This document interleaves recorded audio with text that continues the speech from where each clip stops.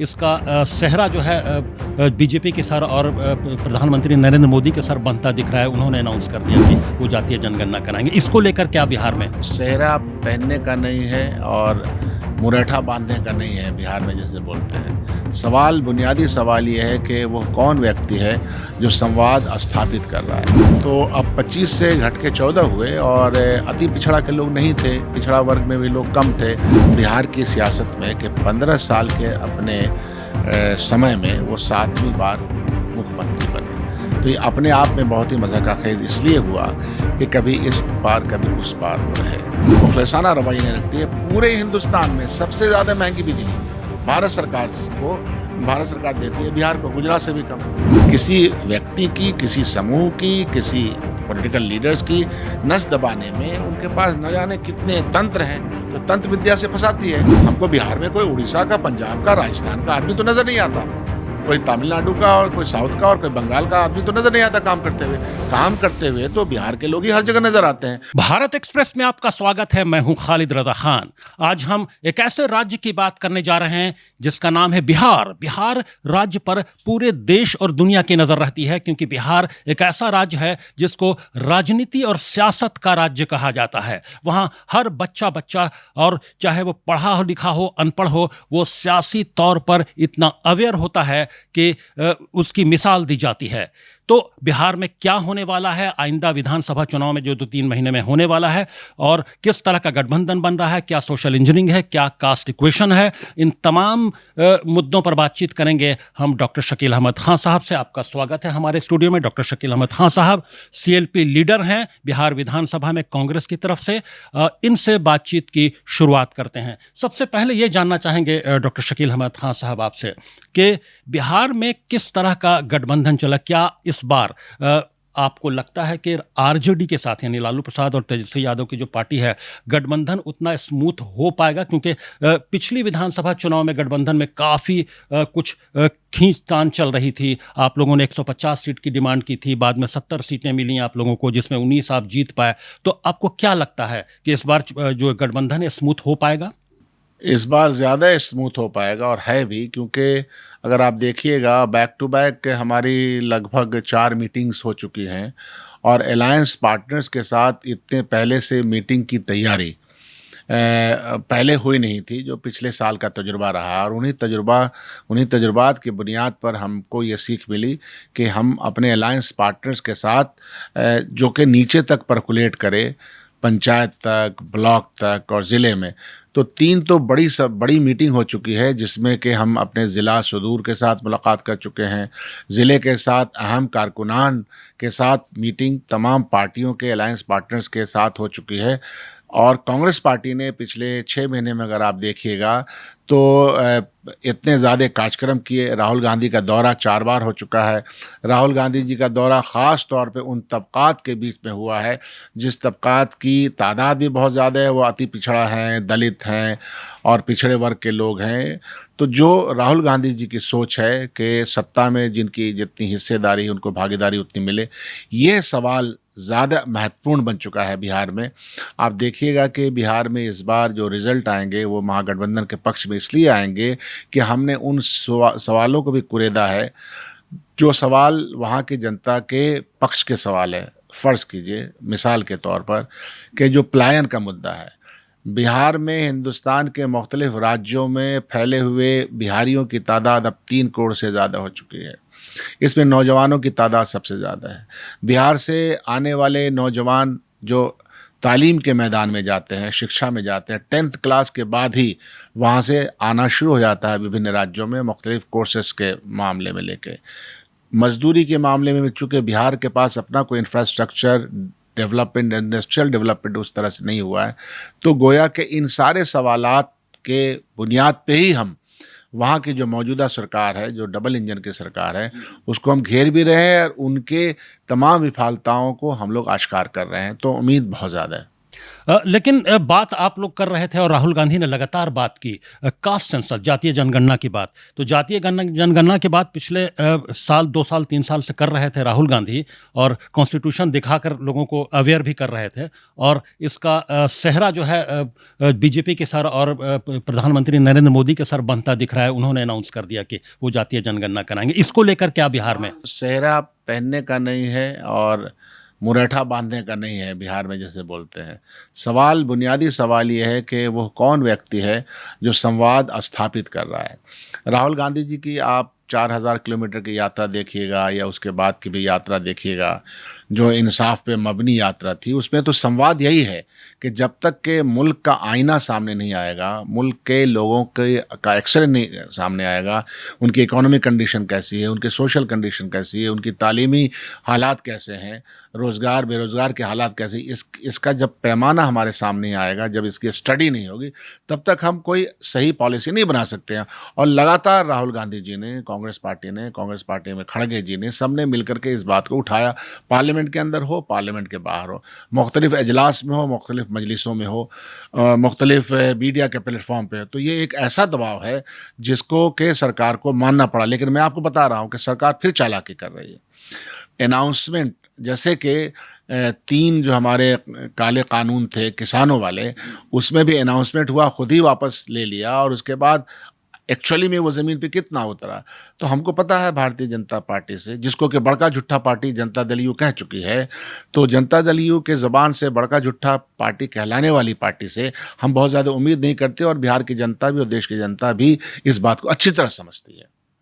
लेकिन ऐसे ये जानना चाहते हैं कि पब्लिक में क्या परसेप्शन है? आपको क्या लगता है, आप चूंकि ज़मीन से जुड़े हुए नेता हैं, कि इस कास्ट सेंसस का अनाउंसमेंट जो हुआ, तो आपको लगता है कि इससे थोड़ा नुकसान होगा कांग्रेस नहीं, को?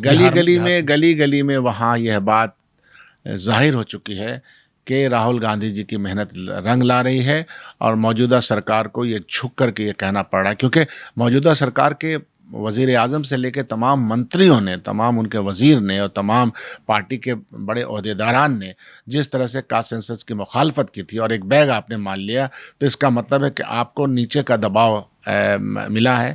उस दबाव की वजह से आपने सिर्फ अनाउंसमेंट किया है। तो जनता इस बात को बिहार समझती है कि ये राहुल गांधी के दबाव में चीज़ें हुई हैं, या हो रही हैं, या होंगी। आपके गठबंधन में, यानी महागठबंधन में, तेजस्वी यादव एक बड़ा युवा चेहरा है बिहार में, और तो और लेकिन कांग्रेस में इस तरह का डायनामिक और युवा चेहरा मिसिंग है।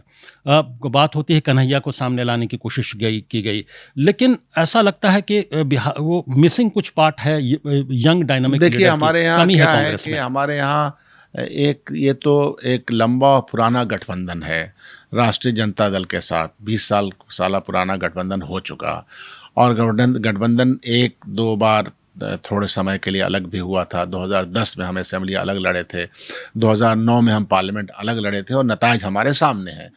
तो इस बात को हम दोनों ख़ास तौर पर महसूस करते हैं, और लेफ़्ट पार्टी भी हमारे साथ है, कि महसूस करते हैं कि साहब गठबंधन ज़रूरी है। और आप ये देखिएगा कि जो 400 पार करने की बात करते थे, वो 240 पे अटकने के बाद वो भी अब गठबंधन की बात करने लगे। तो गठबंधन वक्त की आवाज़ है, और इसमें कोई कांग्रेस पार्टी में कोई व्यक्तिवादी मामला है नहीं। आपने जिन साहब का भी नाम लिया, तो ऐसा नहीं है कि कोई व्यक्ति है और व्यक्ति के पीछे कांग्रेस पार्टी चल रही है बिहार की। हम एक सामूहिक तौर पर चीज़ों का फैसला करते हैं, और आज भी चीज़ों का फैसला करते हैं, और सारी चीज़ें हमारे यहाँ हाईएस्ट लीडरशिप वक्त पे वक्त की नज़ाकत को देखते हुए फैसला लेती है। जैसे कि मिसाल के तौर पर अभी हम लोगों ने वहाँ राजेश राम, जो एक दलित चेहरा है और पिछले 10 साल से वो हमारे साथ एमएलए भी हैं, उनके वालिद भी एक दलित चेहरा थे, और दलितों की तादाद मिला जुला करके 20% की है पूरे बिहार में। तो ऐसे सिचुएशन में हमने उनको दिया, और बहुत ही मुस्तैदी और ज़िम्मेदारी के साथ दिया, क्योंकि ये एक वंचित वर्ग रहा है। तो राहुल गांधी जी से ये सवाल भी किया जाता था, और राहुल गांधी जी ने और कांग्रेस पार्टी ने इस सवाल को एड्रेस करते हुए ये कहा कि बिल्कुल सही है कि जब हम ये कह रहे हैं कि जिसकी जितनी तादाद है, भागीदारी भी होनी चाहिए। तो अगर आप देखिएगा कि फिर पार्टी के स्ट्रक्चर में फिलहाल जो तब्दीली आई है बिहार में, हमने पूरी कोशिश की है कि अति पिछड़ा वर्ग को, दलित वर्ग को, मुसलमान वर्गों को उसके मुनासबत से, आबादी के मुनासबत से उनको जगह दी जाए। तो ये सारी मिसालें ये कहती हैं कि बहुत ही कलेक्टिव प्रयास चल रहा है, कोई व्यक्ति नहीं है। लेकिन 40 जिलों में 14 जिले के आपके जो अध्यक्ष हैं कांग्रेस के, वो स्वर्ण जाति से पहले आते हैं। 25 थे, तो अब 25 से घट के 14 हुए, और अति पिछड़ा के लोग नहीं थे, पिछड़ा वर्ग में भी लोग कम थे, मुसलमानों में भी तादाद कम थी। और जो जहाँ ज़्यादा मजबूत है और पार्टी को चलाने के लिए कैपेबिलिटीज़ भी चाहिए, तो हम बहुत ही प्रैक्टिकल होकर के ये बातें कह रहे हैं। तो हम प्रैक्टिकली जिस चीज़ों को सोचते हैं, हम किसी को एक्सक्लूड करने के लिए बात नहीं कर रहे हैं, बल्कि इंक्लूजन इस बुनियाद पर है कि उनकी ज़रूरत है, तो उन ज़रूरतों को देखते हुए इंक्लूड किया गया है। हम एक्सक्लूजन की पॉलिटिक्स तो अपर कास्ट के लिए भी नहीं कर रहे हैं, करेंगे भी नहीं। तो इसलिए चीज़ें बहुत सही दिशा में चल रही हैं। देश के लोगों को और ख़ास तौर से बिहार के लोगों को उनके ज़हन में एक सवाल ज़रूर आता है पप्पू यादव को लेके। पप्पू यादव बिहार का एक बड़ा चेहरा है जो देश में भी जाने पहचाने जाते हैं। पप्पू यादव ने अपनी पार्टी को मर्ज कर दिया कांग्रेस में, उसके बावजूद कांग्रेस पप्पू यादव को टिकट दिला पाने में भी नाकाम रही। फिर पप्पू यादव का कोई रोल भी नज़र नहीं आ रहा है आम दिनों में, कांग्रेस में कोई जिम्मेदारी भी नहीं है। आखिर क्या है पप्पू यादव को लेकर? क्योंकि पप्पू यादव अगर फ्रंट पे हों तो बिहार विधानसभा चुनाव में लगता है कि कांग्रेस को कुछ फ़ायदा ही होगा, लेकिन पप्पू यादव क्यों इसके बावजूद हाशिए पर हैं? वजह क्या है? पहली बात तो ये कि मीडिया के ज़रिए कुछ तस्वीर बनाई जाती है, और ये भी बात सही है कि तस्वीर उनकी ही बनती है जो मीडिया के सामने या अपने कामों की बुनियाद पर जाने पहचाने जाते हैं। ये दोनों बात सही है, कभी ज़्यादा कभी कम हो सकता है। पप्पू यादव जी का मर्जर एक तरह से उन्होंने एआईसीसी में किया था, मैं उसमें शामिल था, और उसके बाद जाहिर सी बात है कि हम जब अलायंस में जाते हैं तो हम अपने जो पुराने गठबंधन हैं, और पुराने गठबंधन का जो हमारा वो साथी जो कि मजबूती के साथ हमारे साथ हर क्राइसिस में खड़ा हुआ है, तो उनकी बातों को भी हम कलेक्टिवली माने। तो ये फैसला हुआ कि साहब हम यह जो गठबंधन चल रहा है कांग्रेस का, लेफ्ट का और राजद का, यही रहेगा, कोई नया इंक्लूजन की आवश्यकता नहीं है। तो इस बात को माना गया, और इस बात को पप्पू जी भी अच्छी तरह से समझते हैं। नीतीश कुमार की अगर हम बात करें तो नीतीश कुमार 7 बार मुख्यमंत्री रहे, और उनकी एक अलग तरह की इमेज भी है कि कभी किस गठबंधन के साथ कब जाएंगे वो किसी को पता नहीं होता है। तो अब आपको क्या लगता है इस बार नीतीश कुमार से आपको क्या उम्मीदें हैं? क्या वो गठबंधन के साथ रहेंगे? क्या मतलब उनको उनके पूरे जो कार्यकाल को देख के आपको क्या लगता है? आप कितनी उम्मीदें भी रखते हैं? देखिए, आप मुझे लोग इससे?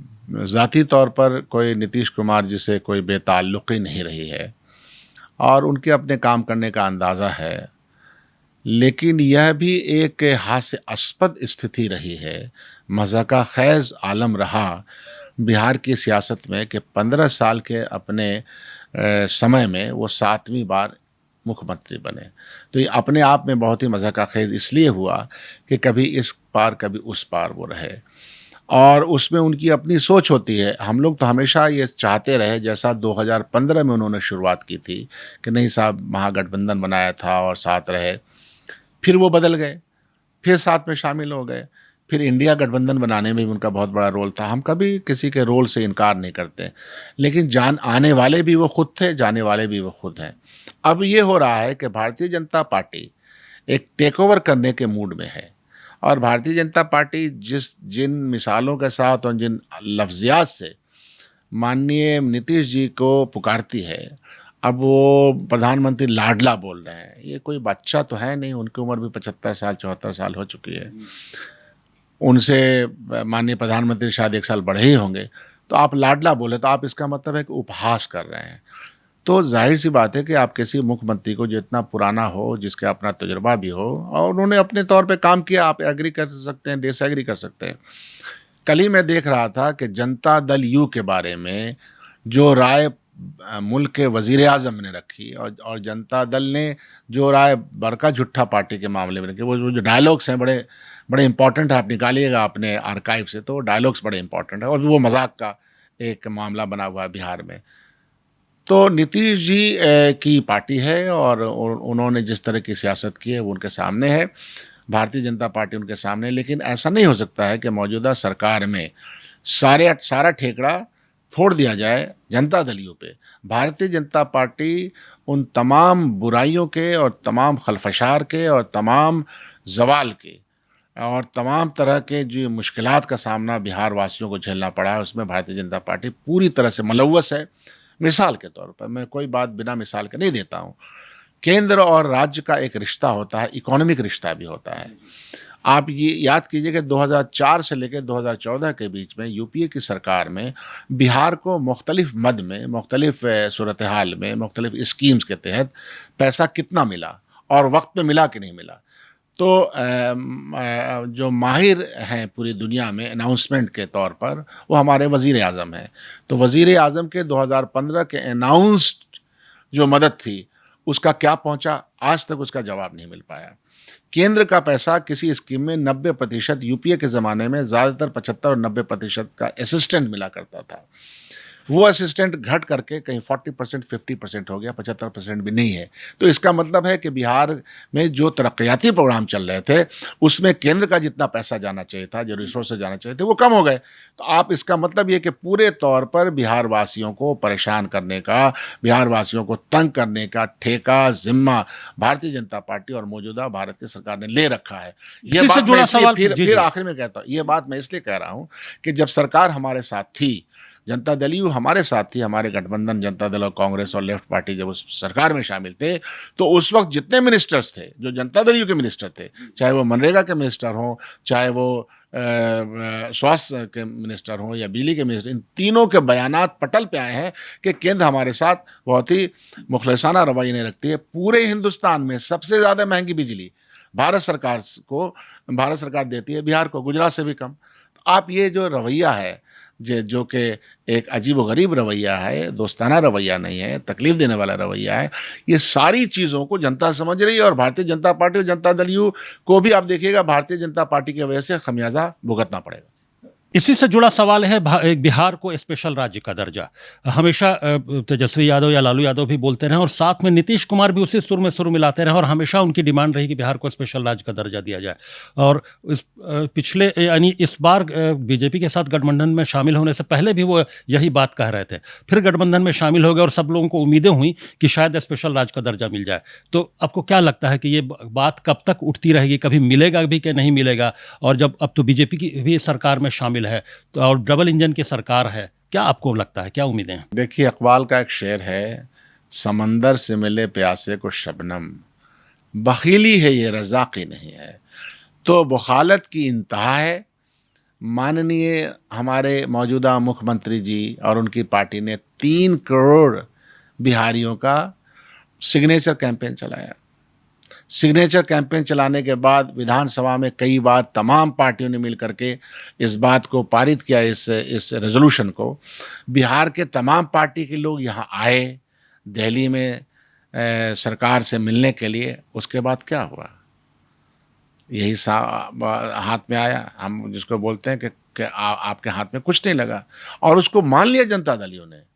सवाल ये है कि वो कौन सी मजबूरी हो जाती है कि जनता दल यू और नीतीश बाबू इस बात को मान लेते हैं कि आप एक उरूज पे लेके जाते हैं अपने कैंपेन को, और इस तरह से पस्त होते हैं और एक्सेप्ट कर लेते हैं। तो इसका मतलब कि कोई न कोई मजबूरी है, आपकी नस कहीं ना कहीं दबा रखी है भारतीय जनता पार्टी, और ये तो माहिर है। आज की मौजूदा सरकार, भारतीय जनता पार्टी, किसी व्यक्ति की, किसी समूह की, किसी पॉलिटिकल लीडर्स की नस दबाने में उनके पास न जाने कितने तंत्र हैं, तो तंत्र विद्या से फंसाती है। तो इसलिए मुझे समझ में नहीं आता कि एक्सेप्टेंस क्या हुआ, लेकिन आज भी वो मांग है और रहेगी। बिहार में जब बात होती है विकास की और अच्छी सुविधा की, तो बिहार में अक्सर पटना से लेकर कई जगह हम लोग भी गए हैं तो देखा है कि सड़कें खराब हैं, पटना में भी, गया में भी, और जितने बड़े शहर हैं। और उसी तरह से पलायन, बेरोजगारी। क्या जनता को इस बार विधानसभा में क्या आप लोग वादा करने जा रहे हैं? आप लोगों का गठबंधन, बिहार का जो चुनाव इसलिए भी महत्वपूर्ण है कि पूरे देश में अगर कहीं कोई किसी राज्य में अकेला चुनाव हो रहा है तो बिहार में है। तो तमाम पार्टियों का आना जाना होगा, हमारी पार्टी भी, और प्रधानमंत्री तो जाने में माहिर हैं। और आप देखिए, ताज्जुब है कि जब पहलगाम का मामला सामने आया, शहादत हो गई हमारे कॉमन आदमी की, उस वक्त भी वो मधुबनी में फूलों का गुलदस्ता शेयर कर रहे थे। सीधे, तो वो जाते रहते हैं, आज भी वहाँ हैं और उनसे ये उम्मीद करती है जनता के फिर एक नई फहरिस्त झूठ की आएगी। बिहार की जनता इस बात को समझती है। बिहार आप जानते हैं कि बहुत ही ज़्यादा एक्टिव, सोशली पॉलिटिकली एक्टिवली सोचा करता है। तो इन सब मामलात में आप देखिए कि जो गठबंधन है, इंडिया गठबंधन, हमारा महागठबंधन है, उसके पक्ष में ही जनता रहेगी। और पलायन का मुद्दा कोई आसान नहीं है। बड़ा सा हम लोगों ने कारवां निकाला, यूथ कांग्रेस ने, एनएसवाई ने। आप यह भी देखिएगा कि उसमें राहुल गांधी जी भी गए। आप यह भी देखिएगा कि जो अति पिछड़ी जाति और दलित जातियां हैं, इनके लिए जो गवर्नमेंट है, खुद ही गवर्नमेंट ने जो स्कीम बनाया है, हॉस्टल में रखने का स्कीम, उनको मुख्तलिफ तरह के रिजर्वेशन देने की स्कीम, उनको स्कॉलरशिप देने की स्कीम, इन सारे स्कीम्स को भारत सरकार ने, भारतीय जनता पार्टी ने कटल कर दिया है। तो जाहिर सी बात है कि उस आवाम को, अच्छा नौकरी की कोई ये बात नहीं है। दलित वर्ग सबसे ज़्यादा आज के दिन में गुस्से और रोष में है कि आपने तमाम पब्लिक सेक्टर को प्राइवेट सेक्टर में बदल दिया। प्राइवेट सेक्टर में रिजर्वेशन नहीं है, पब्लिक सेक्टर में थोड़ी सी खिड़की 22.5% जो हमारे SC ST के लोग हैं उनके लिए खुला करता था, वो कमज़ोर हो गया। तो बिहार तो इस तरह से बहुत ही सजग है। बिहार में बड़ी आबादी 20% दलितों की है, उसके लिए ये रास्ते सब मसदूद हो चुके हैं। तो ये सारा मिला जुला करके मामला भारतीय जनता पार्टी और जनता दल की जो मौजूदा सरकार, उसके खिलाफ जाता है और पक्ष में उनके जाता है जो हम लोग लेके जा रहे हैं। आज हम लोगों ने क्या कहा है कि माई बहन सम्मान योजना के तहत हम जा रहे हैं और उसमें आप देखिए कि तमाम तरह के नेता वहाँ पहुँच रहे हैं। औरतों से हम लोग उस पर सिग्नेचर ले रहे हैं कि हम उनको 2500 रुपया दे पाएंगे। आज के दिन में पूरे हिंदुस्तान में अगर कॉम्परेटिव स्टडी आप कीजिएगा डेवलपमेंट का, तो नीति आयोग भी कहता है कि बिहार फिसड्डी राज्य हो गया है। डिफरेंट जगह से जो जिस सब्जेक्ट पे जो भी स्टडी हो रही है, इंस्टीट्यूशंस की स्टडी हो रही है, यानी बैकवर्ड स्टेट का टैग लगा हुआ जी, है। टैग लगा हुआ है। और कॉम्परेटिवली 20 सालों में जो 15 सालों में जो नीतीश जी कहते हैं, जनता दल और भाजपा कहती है कि बिहार को हमने ये कर दिया, वो कर दिया, तो भाई आपके आंकड़े क्या बताते हैं? इन्हीं समय में दूसरे राज्यों में भी सड़कें बनी है, चौड़ी चौड़ी सड़कें बनी है। प्रधानमंत्री की जो वो सड़क है, जो सड़क योजना, प्रधानमंत्री वो चली है, तो हर जगह चली है। लेकिन पलायन तो नहीं हुआ है। हमको बिहार में कोई उड़ीसा का, पंजाब का, राजस्थान का आदमी तो नजर नहीं आता, कोई तमिलनाडु का और कोई साउथ का और कोई बंगाल का आदमी तो नजर नहीं आता काम करते हुए। तो बिहार के लोग ही हर जगह नजर आते हैं। तो उसकी वजह यह है कि हमारे 27 मिल हुआ करती थी। देखिए आप, अलमिया ही है, 27 मिल हुआ करती थी, चीनी मिल, अभी 5 भी नहीं है। हमारे यहाँ जो इंस्टीट्यूशंस हैं, जो पटना यूनिवर्सिटी में जिसका दाखिला हो जाता था तो वो समझता था कि बेहतरीन जगह पे दाखिला हो गया। सारी यूनिवर्सिटी में असातिज़ा की कमी है। तो मिला जुला करके एक फिसड्डी राज कहलाने के लिए जितने भी आयाम हैं, वो सब कुछ वहाँ मौजूद है। एक सवाल हमेशा जहन में जनता के रहता है, पूरे देश के, कि लालू परिवार कहीं ना कहीं से कंट्रोवर्सी में रहता है। कभी भ्रष्टाचार के मामले को लेकर, कई तरह के भ्रष्टाचार। कांग्रेस पार्टी लालू यादव की पार्टी के साथ ये गठबंधन करके अपने आप को भ्रष्टाचार मुक्त कैसे बता सकती है? देखिए, भारतीय जनता पार्टी ने पिछले 11 साल में और उसके पहले भी उसने इल्ज़ामात को जिस तरह से और मजबूत किया है। कांग्रेस पार्टी के ऊपर भी इल्ज़ामात है, जो उनके साथ नहीं है वो भ्रष्ट है। और ऐसा उन्होंने CBI और ED के लोगों को भेज करके किया। लोगों के सामने एक तरह की मिसाल पेश करने की कोशिश की है, एक तरह का नज़ारा पेश किया है कि ये सब लोग भ्रष्ट हैं और हम दूध के धुले हुए हैं। तो लालू प्रसाद यादव ने जब अपनी सियासत शुरू की थी, याद कीजिए कि आखिर एम्पावरमेंट का जो पूरा प्रोसेस है, उसके पहले तो कोई गिट्टी ढोने वाली औरत मेंबर ऑफ पार्लियामेंट नहीं बन सकती थी जी। कोई ठेले पे मजदूर मेंबर ऑफ पार्लियामेंट MLA नहीं बन सकता था। यह जो एम्पावरमेंट का प्रोसेस है, और उन्होंने जिस तरह से एक अटैक किया उस ऑर्डर को, जिस ऑर्डर में चंद लोगों के पास सारी कुछ था, सहूलियात थी, वो सहूलियात और लोगों में भी बंटनी शुरू हो गई। तो वो वर्ग जो है जिसका के कब्जा है हर चीज़ों पे, चाहे मीडिया हो, चाहे वो ज़राए अबलाग हो, चाहे वो कम्युनिकेशन के जितने भी टूल्स हों, तो वो जाहिर सी बात है कि ऐसे लोगों को बदनाम करेगी। इस सिवाय बदनाम करने का तरीका है ये, अदरवाइज इसमें कोई सच्चाई नहीं। अभी हाल के दिनों में एक कंट्रोवर्सी और लालू यादव के परिवार में आ गई। वो तेज प्रताप यादव को लेकर के उन्होंने किसी लड़की के साथ उनका मामला, और फिर अभी चूंकि पहला तलाक उनका नहीं हुआ है और कोर्ट में मामला पेंडिंग है, इसको कैसे, ये क्या कितना इम्पैक्ट डालने जा रहा है कि वो लालू यादव ये इलेक्शन पर, असेंबली के इलेक्शन पर, और चूंकि लालू यादव का परिवार फिर कंट्रोवर्सी में आ गया है? देखिए, इस तरह की मिसालें तो भारतीय जनता पार्टी में वज़ीर आज़म से लेके मुख्तलिफ जो चीफ मिनिस्टर्स उन पर भी लगते आए हैं। तो यह कोई मुद्दा है ही नहीं। एक परिवार का निजी ज़िंदगी का मामला, सियासत के मामला तो वो होते हैं कि हमको सियासी ज़िंदगी में, समाजी ज़िंदगी में हमें मिला क्या, बिहार की जनता को फ़ायदे के लिए उनके समग्र विकास का क्या काम हुआ, वही मुद्दा है। किसी आदमी ने, किसी का एक ज़ाती नज़रिया है अपने ज़िंदगी के गुजारने के ताल्लुक़ से, तो वो ताल्लुक़ है। उसको अगर कोई आदमी कंट्रोवर्सी का हिस्सा बनाता है तो इससे ख़राब बात तो कुछ हो नहीं सकती है, ऐसा हम मानते नहीं। अदरवाइज़ इस तरह के किस्से कहानियाँ तो कौन पार्टी है जहाँ नहीं है। इससे अलग होना चाहिए बहस, ये है ही नहीं और होनी भी नहीं चाहिए। जब राहुल गांधी जब भारत जोड़ो यात्रा निकाल रहे थे तो बिहार पर भी उनका खास फोकस था।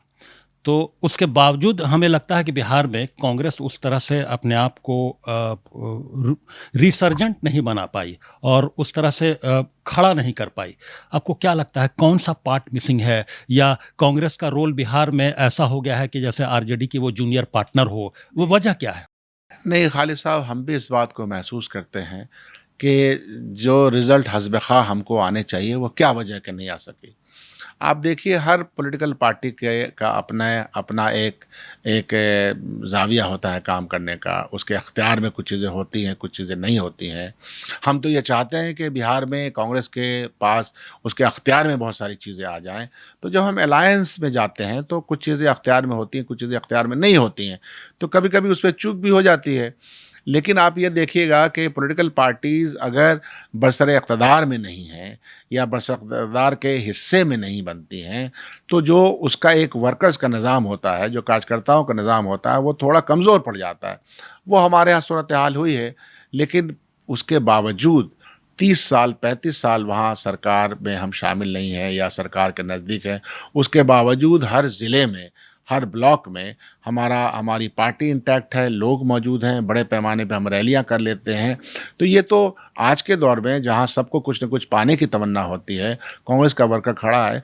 तो मैं उम्मीद रखता हूं कि जिस तरह से हम एक शऊरी कोशिश ज़्यादा कर रहे हैं आज के दिन में, और राहुल गांधी जी का भी पूरा फोकस है, पूरी कांग्रेस पार्टी सेंट्रल लीडरशिप का जिस तरह से फोकस है, तो कांग्रेस पार्टी एक मजबूत अलायंस पार्टनर्स के तौर पर अपने लिए भी और अलायंस को भी मजबूत करने में सही कदम साबित होगी।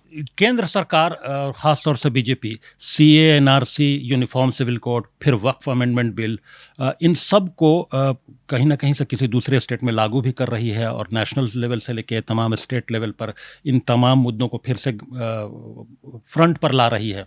बिहार के असेंबली चुनाव में कितना आपको लगता है कि इन सब मुद्दों का असर होगा, और ये मुद्दे उठेंगे, और अगर कांग्रेस क्या उसको उठाएगी, कांग्रेस इसको एड्रेस करेगी, या मुस्लिम वोट बैंक की वजह से उस पर खामोशी अख्तियार करेगी? देखिए, भारतीय जनता पार्टी को जिन कामों से फ़ायदा मिलता है तो काम क्यों नहीं करेगी। उनको इस मुल्क में एक नफ़रती वातावरण फैला करके, हिंदू मुसलमान करवा करके, अपने जुमलों में, अपने इलेक्शंस के भाषणों में ऐसी बातें कह करके कि जिससे कि फूट डालो और शासन करो, कि मिसदाक सामने आ सके, वो क्यों नहीं करेगी। तो पूरे मुल्क में करती है और करती रहेगी। लेकिन उसके बरक्स ये भी देखा गया है कि जिस चरम सीमा पर उन्होंने इस कम्युनल कार्ड को खेला पिछले पार्लियामेंट में, 400 का नारा सिर्फ 400 का नारा नहीं था, बल्कि उस नारे के पीछे बहुत सारे अगराज़ व मकासद छुपे हुए थे, जिसमें आइन के तब्दील करने का मामला भी था। लेकिन इस मुल्क की जनता ने 240 पे अटकाया, और 240 में भी हम ऐसा मानते हैं कि कई जगहों पे इन्होंने भरी बेईमानी की है, और अब चीज़ें सामने आ रही हैं। तो भारतीय जनता पार्टी का जो मूल सिद्धांत है, वो जो मूल सिद्धांत वो वहाँ से लेते हैं। गोडसेवादी लोगों के साथ मज़ेदार बात यह है कि एक तो झूठ बोलते हैं और 100 बार झूठ बोलते हैं, और उन्होंने ज़राए अबलाग को भी, कम्युनिकेशन टूल्स को भी अपने साथ में पक्ष में कर रखा है। तो अभी कुछ दिन तक चलेगा खालिद भाई, कुछ दिन तक यह देश इस बात को देखेगा कि बुनियादी सवालों से हट करके इन सवालों पे, जिसमें कि आपस में सदियों से रहने वाले लोगों के बीच में तफरके फैल जाएं, ये कुछ दिन तक और चलेंगे, लेकिन अल्टीमेटली जनता का जो बुनियादी सवाल है वो सामने आएगा। बिहार चुनाव में ये जो बुनियादी सवाल है जो आएंगे। आपको मैं बता दूं कि राहुल गांधी जी ने या कांग्रेस पार्टी ने ये हाल के दिनों में कही है, लेकिन पहले से भी मैं मानता हूं कि हम किसी मुद्दे को, भारतीय जनता पार्टी की जो टकराहट के मुद्दे हैं उससे नज़र बचाते नहीं हैं। हम सफाई से कह रहे हैं कि आपने दलितों और मुसलमानों के ऊपर ख़ास तौर पे जिस तरह से आपने अटैकिंग लाइन किया है, हम समझते हैं, क्योंकि आप तो एक बंच ऑफ थॉट किताब से आप इबारात ले करके उसको सामने रख रहे हैं। सावरकर के जो आइडियाज़ हैं इस मुल्क को कैसे बनाना है, कैसे करना है, उसको, उस इबारत के हर पन्ने को सामने रख कर ये काम कर रहे हैं, तो ये कुछ दिन तक चलेगा। हिंदुस्तानी अंग्रेज़ों से भी लड़ा है और इनसे भी लड़ेगा। ये संघर्ष है और ये संघर्ष जो है कई मायनों में किसी न किसी नतीजे पे पहुंच रहा है। बिहार में भी ये संघर्ष है और हम कभी भी नहीं घबराते कि मुसलमानों के ऊपर हमले हुए तो मुसलमान का नाम नहीं लेंगे। बिल्कुल लेते हैं, बार बार लेते हैं। दलितों पे अत्याचार हुआ है, पूरे हिंदुस्तान में दलितों पे अत्याचार इस सरकार में बढ़ा है, अति पिछड़ों पे हुआ है, तो इनके खिलाफ क्रिश्चियंस पे, सिखों पे, जहाँ पर भी ये अत्याचार होगा तो कांग्रेस पार्टी नाम लेकर के वो जाती है। अभी राहुल गांधी का के आप देख लीजिए कि जहाँ जहाँ वो जा रहे हैं, जहाँ भी एट्रोसिटी होती है वहाँ जाते हैं। उसमें ये नहीं देखा जाता कौन किस कास्ट का, कौन किस मज़हब का है। तो बिहार में भी आपको मैं बता देता हूँ कि ऐसा कोई मामला नहीं है। बिहार की जनता सजग है भारतीय जनता पार्टी के और गोडसेवादियों के इरादे तो क्या को समझती है। ज़रूरी है कि इस तरह की चीज़ों को काउंटर करने के लिए सनातन धर्म के खिलाफ कोई बयान आए? कांग्रेस के कई नेताओं का मुसलसल सनातन धर्म को लेकर, उनके खिलाफ, सनातन धर्म के खिलाफ बयान आया। क्या लगता है कि इन बयानों के बाद कुछ हिंदू वोट खिसकेंगे इस बिहार असेंबली इलेक्शन में, या आखिर ऐसे बयान की क्या ज़रूरत थी? सवाल ये है कि जब एक डिबेट चल रही है तो डिबेट के सिर्फ एक रुख हो नहीं सकते हैं। धर्म को समझने के भी कोई एक रुख हो नहीं सकते हैं। मज़हब की रवादारी और मज़हब को कैसे समझा जाए, सनातन धर्म को कैसे समझा जाए, इसके कई पहलू हो सकते हैं। एक पहलू से, और हिंदुस्तान तो देखिए, इंडियन सोसाइटी एक डिबेटिंग सोसाइटी है, डिबेट करती है। हमारे यहाँ कबीर की भी डिबेट है, बुद्धा की भी डिबेट है, अंबेडकर ने जिन सवालों को खड़ा किया वो भी डिबेट है। हमारे यहाँ मुख्तलिफ तरीक़े से अपने अपने आस्था के साथ, ऊपर वालों के साथ रिश्ता बनाने की भी डिबेट है। तो वो डिबेट का हिस्सा है, वो किसी की मुखालफत नहीं है। भारतीय जनता पार्टी की जो डिबेट है और जो उनकी समझ है, वो उनकी ये समझ है कि सिर्फ मैं ही सच हूँ और सब झूठे हैं। हम ये कहते हैं कि सब सच हो सकते हैं, बहस तो करते हैं। लेकिन एक परसेप्शन बनाने की, या बन रहा है, या कुछ जो भी आपके मुखालफिन हैं, जो विरोधी हैं, वो बनाने की कोशिश में है कि कांग्रेस जो है हिंदू विरोधी है। कई स्पीचेस अगर आप देखिएगा, ऐसा कैसे हो सकता है? ऐसा होगा क्यों? फ्रीडम स्ट्रगल में देखिएगा, गोडसे की गोली के शिकार होने के बाद हे राम कह के जिन्होंने अपनी जान दी हो, वो पार्टी कैसे किसी मज़हब के ख़िलाफ़ हो सकती है और हिंदू समाज के या हिंदू धर्म के ख़िलाफ़ हो सकती है? वो है नहीं। हिंदू धर्म में एक बहुत सारे डिबेट्स हैं और डिबेट्स को कोई मुसलमान नहीं चला रहा है, हिंदू समाज के बहुत सारे लोग चला रहे हैं। वो डिबेट है और इसी डिबेट की वजह से ये इतना मजबूत एक मुल्क बन के हमारे सामने आया है, जिसमें सर्वधर्म समभाव भी है, जिसमें रवादारी भी है, जिसमें एक दूसरे को समझने का तरीका भी है और एक साथ रहने का भी ताल्लुक भी है।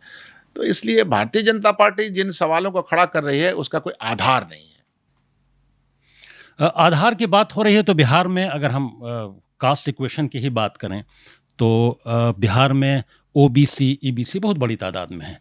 बिहार में कांग्रेस के अंदर आपने दलित प्रदेश अध्यक्ष तो बना दिया, लेकिन कोई ओबीसी का बड़ा चेहरा नज़र नहीं आता है। जैसा कि मैंने आपको कहा कि एक तो है कि चेहरे भी स्थापित किए जाएं, रखे जाएं, लीडरशिप अपने बगल में रखे, ये कोशिश जारी है। और अब अगर आप देखिएगा कि हमने पार्टी स्ट्रक्चर में जो बदलाव लाए वो सब तो हुआ है, लेकिन असल सवाल ये है कि इंसाफ पे मबनी आप सरकार बनाते हैं कि नहीं बनाते, या बनाने की तरफ आपका इशारा है कि नहीं इशारा। क्या कांग्रेस पार्टी ने जब भी कोई सरकार देश की बनाई और स्टेट की बनाई तो उसने इन वर्गों को कंप्लीट छोड़ तो नहीं दिया? अगर छोड़ा होता तो हम पब्लिक सेक्टर यूनिट बनाते ही नहीं। कांग्रेस के ज़माने में ही राज्यों में हो या देश के पैमाने पे पब्लिक सेक्टर यूनिट इसलिए बना कि रिजर्वेशन की पॉलिसी दी जा सके। ओबीसी ईबीसी रोस्टर का पूरा मामला अगर देखिएगा तो अर्जुन सिंह जी मिनिस्टर थे तो उन्होंने एजुकेशन में प्रमोशन का मामला रखा। तो इसलिए ये मामला कांग्रेस के साथ जुड़ नहीं सकता। हाँ, अलबत्ता ये बात मैं मानता हूँ कि और ज़्यादा कोशिश करनी चाहिए और वो कोशिश हो रही है। अगर हम चुनाव की ही बात करें तो पिछला विधानसभा चुनाव छोड़ दें, जो हालात बिहार में रहे हैं उसको लेकर अगर हम हाल के दिनों की लोकसभा चुनाव की बात करें तो उसमें कांग्रेस को 3 सीटें मिली थी, 3।